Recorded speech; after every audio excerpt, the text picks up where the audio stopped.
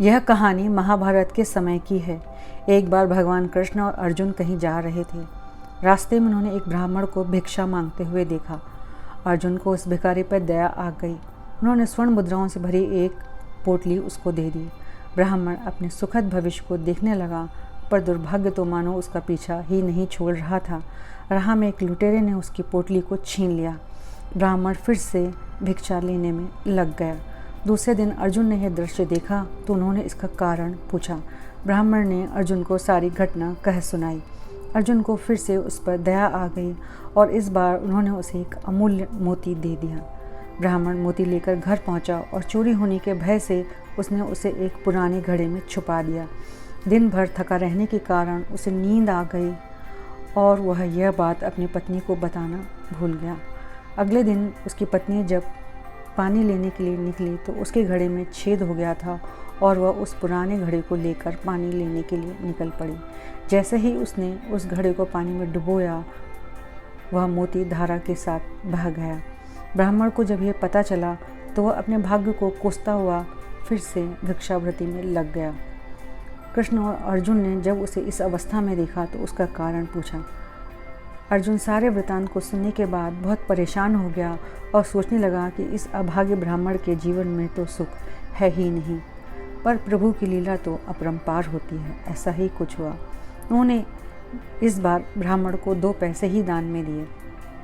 अर्जुन ने आश्चर्य भरे अंदाज में पूछा, प्रभु मेरे द्वारा दिए गए स्वर्ण मुद्राएं और माणिक से इस अभागे की दरिद्रता न मिट सकी तो इन 2 पैसों से क्या होगा? प्रभु मुस्कुरा दिए और कुछ भी नहीं कहा। उन्होंने अर्जुन को उस ब्राह्मण के पीछे जाने के लिए कहा। ब्राह्मण भी ये सोचते हुए चला जा रहा था कि इन 2 पैसों से क्या होने वाला है। इन पैसों से तो एक व्यक्ति का भोजन भी नहीं खरीदा जा सकता है। तभी उसकी नज़र एक मछुआरे पर पड़ी। उसने देखा कि उसके जाल में एक मछली फंसी तड़फ रही है। उस ब्राह्मण से रहा नहीं गया। उसने सोचा कि इन 2 पैसों से मछली के प्राण ही क्यों न बचा लिए जाएं। उसने अपने कमंडल में जल भरा और उन 2 पैसों से मछली खरीदकर कमंडल में डालकर नदी में छोड़ने के लिए चल पड़ा। तभी उस मछली के मुंह से एक मोती निकला। ये वही मोती था जिसे उसकी पत्नी ने उस घड़े से नदी में बहा दिया था।